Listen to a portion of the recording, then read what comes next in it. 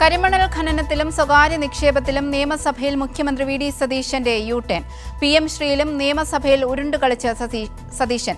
സർക്കാർ നിലപാടുകളുടെ നിയമസഭയിൽ പൊളിച്ചടുക്കി പ്രതിപക്ഷം. ആദ്യ ബജറ്റ് പ്രസംഗത്തിന്റെ മറുപടിയിൽ തന്നെ മുഖ്യമന്ത്രിക്ക് വലിയ തിരിച്ചടിയാണ് നേരിടേണ്ടി വന്നത്.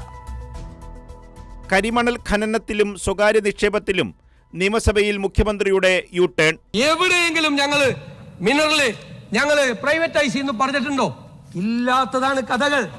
ഇല്ലാ കഥകളാണ് പ്രചരിപ്പിക്കുന്നത്. മനസ്സിലായില്ലേ? നാട് മുഴുവൻ പ്രചരിപ്പിക്കുക. കരിമണൽ സ്വകാര്യവൽക്കരിക്കാൻ പോകുന്നു. ഞാൻ ആവർത്തിച്ചു പറയുന്നു, വാക്കുമാറില്ല, യു-ടേൺ ഇല്ല. ആ വാക്കിൽ ഉറച്ചു നിൽക്കുന്നു. സ്വകാര്യ നിക്ഷേപങ്ങളെ മുഴുവൻ കൊണ്ടുവരാൻ വേണ്ടിയിട്ടാണ് ഈ ബജറ്റ് എന്ന് പറയുന്നത്. ശരിയാണ്. അല്ല, കേൾക്ക്, അദ്ദേഹത്തിന്റെ ആക്ഷേപത്തെ ഞാൻ പൂർണ്ണമായി സ്വീകരിക്കുന്നു. സ്വകാര്യ നിക്ഷേപം ഇവിടെ ഉണ്ടാവണം. ഏത് കാര്യമാണ് ഒരു സെക്ടറിൽ, പബ്ലിക് സെക്ടറിൽ തുടങ്ങാൻ പറ്റുന്നത്? ഇവിടെ ഇൻവെസ്റ്റ്മെന്റ് വേണ്ടേ? ഇവിടെ മത്സരിക്കുകയാണ് സംസ്ഥാനങ്ങൾ, ഇന്ത്യയിലെ സംസ്ഥാനങ്ങൾ. ഇത്രയും വലിയൊരു ധാതു സമ്പത്ത് കേരളത്തിനുണ്ടായിട്ട് ഏറ്റവും വലിയ അപൂർവമായ റെയർ എർത്തിന്റെ കോറിഡോറാണ് കേരളം. പബ്ലിക് സെക്ടറിൽ എടുത്ത് തലയിൽ വെച്ചിട്ട് സ്വകാര്യ നിക്ഷേപം പാടില്ല എന്ന് പറഞ്ഞാൽ ആ പോളിസിയോട് ഞങ്ങൾക്ക് യോജിപ്പില്ല. ഞങ്ങൾ സ്വകാര്യ നിക്ഷേപം കേരളത്തിൽ കൊണ്ടുവരും എന്നാണ് UDF ഗവൺമെന്റിന്റെ പോളിസി. PM ശ്രീയിലും മുഖ്യമന്ത്രിയെ നിയമസഭയിൽ പ്രതിപക്ഷം തുറന്നുകാട്ടി. ഞങ്ങൾ നയപരമായി തീരുമാനിച്ചു നടപ്പാക്കേണ്ടതില്ല എന്ന്. ആ നടപ്പാക്കേണ്ടതില്ല എന്ന്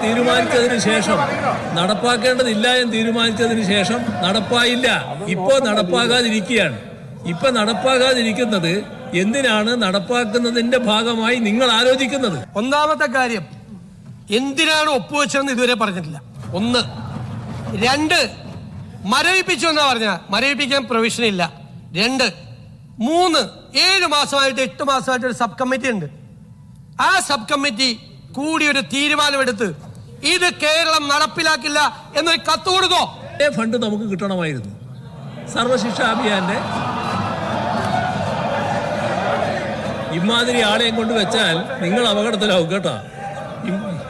ഇമാതിരി ആളുകളെ ഇവിടെ സർവശിക്ഷാ അഭിയാന്റെ ഫണ്ട് നമുക്ക് കിട്ടാതിരുന്നാൽ നാം പ്രയാസത്തിലാകും. ആ പ്രയാസം കേരളത്തെ ആകെ ബാധിക്കുന്നതാണ്. അതൊഴിവാക്കുന്നതിനാണ് അതിൻ്റെ ഭാഗമായി ഒപ്പുവെച്ച് ആ പണം വാങ്ങാനുള്ള ശ്രമം നടത്തിയത്. പക്ഷേ ആ ശ്രമം ശരിയല്ല എന്ന് ഞങ്ങൾ തീരുമാനിച്ചു. അതിൻ്റെ ഭാഗമായി അത് മരവിപ്പിച്ചു. ഇപ്പോൾ അതിവിടെ നടപ്പാകുന്നില്ല. 8 മാസമായി നടപ്പായിട്ടില്ല.